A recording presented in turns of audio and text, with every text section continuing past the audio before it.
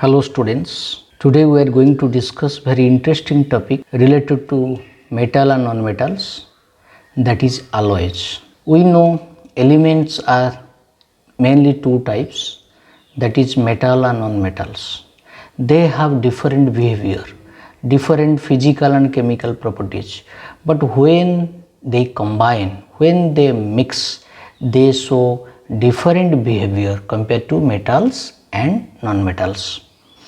So, this mixture of metals and non-metals forming a new type of composition, that is called alloy. Generally, what is alloy? Alloy is a mixture of two or more elements, at least one element is metal. That is the very important thing. At least one element is metal. Two or more metals and non-metal can mix. In the mixture, one should be metal. That is called alloys. Mixture of two or more elements in which one element is metal, that is called alloy. Mainly the mixture of elements should have comparable size. This is a very important condition, because when the size will differ from one another, they cannot fit in the crystal formation. When they will mix, if the size will differ, if size difference is much more, they cannot fit in the crystal lattice. Crystal lattice means in the formation of solid, they cannot mix properly. That's why elements having or metals having comparable size means similar size, that is called same size. If size is same, then it will be better for the formation of alloy. Then what are the properties of alloy? Because already we discussed that alloy and metals, they show different behavior, but chemical property almost same, but the physical property are different. What are the physical property? They differ in compared to metals. First is, in the liquid state, when alloys in liquid state, combination of two or metals, in liquid state it is homogeneous. In liquid state it is homogeneous, but in solid state it is heterogeneous. This is very important. In a solid state it is heterogeneous, but in liquid state it is homogeneous. And alloys has a low melting point. Melting point is low. It requires low temperature to melt, because impurity generally decreases the melting point in case of solids. For example, copper has melting point 1085 degrees Celsius, but brass is made of copper and zinc, but the melting point is 900 degrees Celsius. That's why melting point decreases. Alloys has a low melting point than the metals. Then it is more harder. Alloys is more harder than the metals. Very important property. That's why almost all household articles made of metals, made of alloys, because it is more harder. Then low resistance to corrosion, that means not easily rusted. Alloy will not be easily rusted. Then low electrical conductivity. Conductivity also low. Less current can pass, but metal alloy more current. The conductivity is more, but alloy has low conductivity, showing different color compared to metals. The color also changes. You see the examples here. This is reddish brown color, that is copper. Reddish brown color, copper metals, that is, this is brass. This is your brass made of copper and zinc.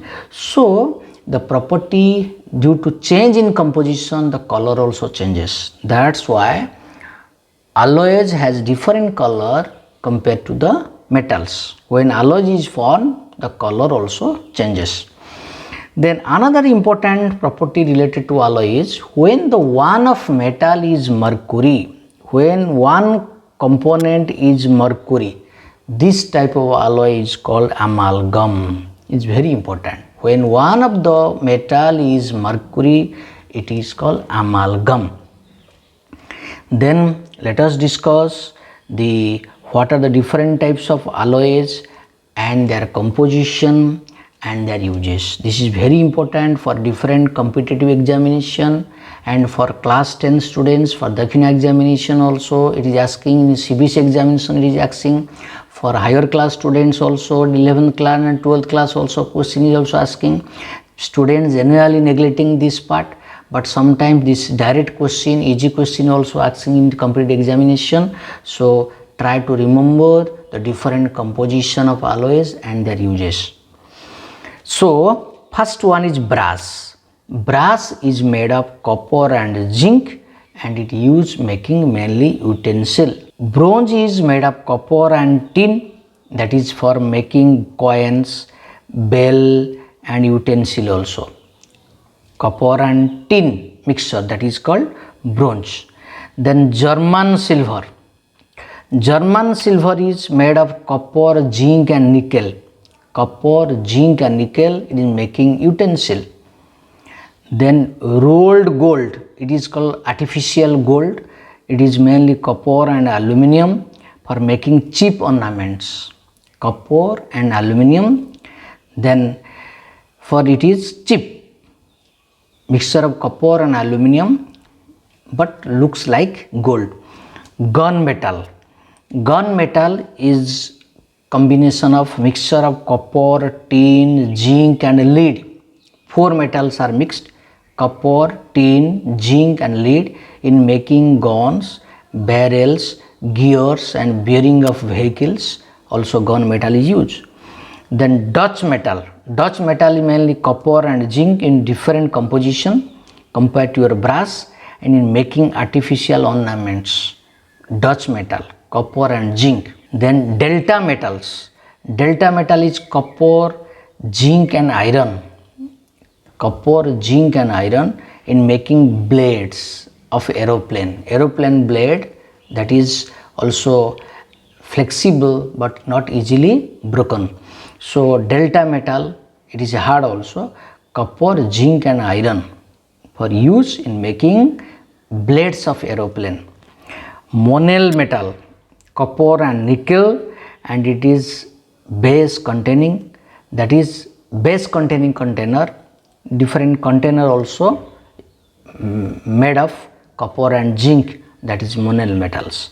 Rose metals, bismuth, lead and tin. Bismuth, lead and tin for making automatic fuses. Automatic fuses is made up of mixture of bismuth, lead and tin, that is called rose metals. Then duralumin. Duralumin is combination of 4 metals: aluminum, copper, magnesium and manganese, and for making utensil. Duralumin, alloy of aluminum mainly. Magnesium, alloy of aluminum and magnesium, it is for framing aeroplane parts because it is lighter and hard. Aeroplane parts mainly constructed using magnesium.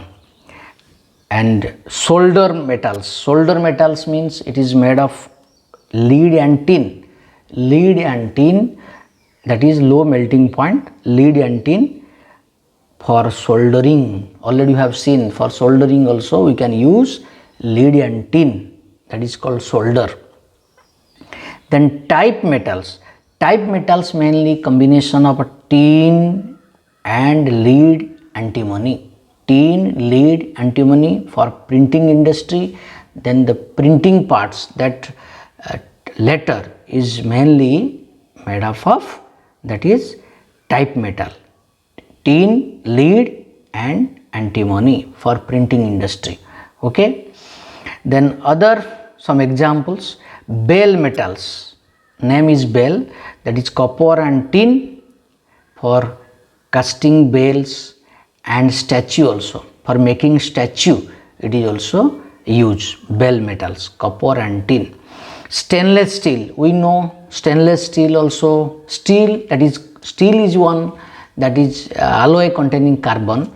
But when iron, chromium, nickel is used, iron, carbon is mainly contain steel, but when chromium and nickel metal is used, that is called stainless steel. Not easily rusted, very hard also. For making utensils, surgical cutlery, use stainless steel because it is not easily rusted. You have to remember iron, chromium, nickel and carbon, this mixture. The nickel steel, steel also is made of carbon, iron. It is different, it will be different types when you mix other metals.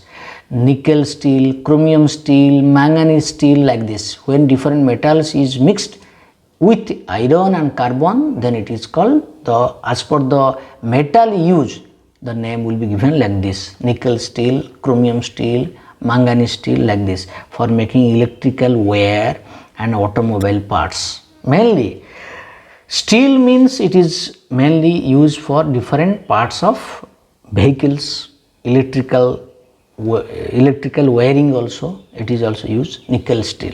So these are the some important composition of different alloys and their uses. So try to practice and prepare your notes, and you take interest. It is very much important for your different competitive examination, and it is also one, you can say it is a general science. You have to remember these things. Okay, thank you all.